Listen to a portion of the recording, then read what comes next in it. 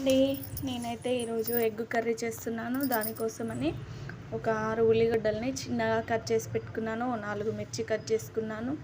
ఒక ప్యాన్ పెట్టుకొని అందులో ఆయిల్ వేసుకొని అది హీట్ అయ్యాక పోపు దినుసులు వేసి అవి చిటపటలాడాక అందులో మిర్చి వేసి అవి కొంచెం గోలాక మనం ముందుగా కట్ చేసుకున్న ఉల్లిగడ్డ ముక్కలు వేసుకొని ఒక పావు గంట సిమ్లో పెట్టుకొని ఫ్రై చేసుకోవాలి.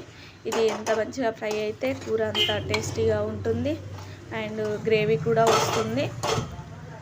సో ఇలా ఫ్రై అయ్యాక అందులో అల్లం పసుపు వేసి ఒక 2 నిమిషాలు కలుపుకోవాలి.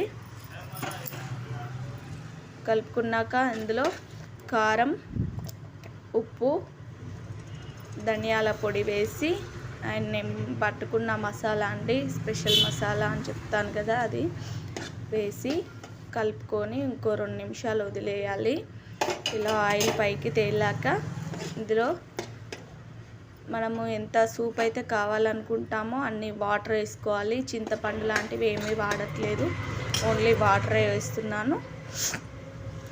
సో వాటర్ వేసుకొని నేను ముందుగానే ఒక గిన్నెలో ఒక 6 గుడ్లను కొట్టి తీసుకున్నాను.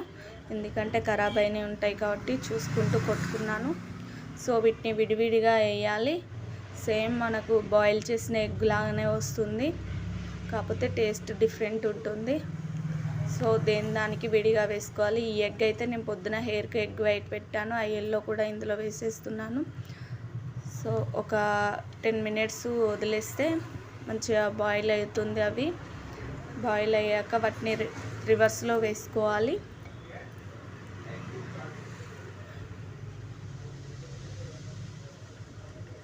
ఇలా ఆయిల్ పైకి తేలాక స్టవ్ ఆఫ్ చేసుకుంటే చక్కటి ఎగ్ కర్రీ రెడీ. సో మీరు ట్రై చేసి నాకు కామెంట్ బాక్స్లో కామెంట్ పెట్టండి. చూస్తున్నారు కానీ లైక్ చేయట్లేదు. లైక్ చేయండి, షేర్ చేయండి, కామెంట్ చేయండి. బాయ్.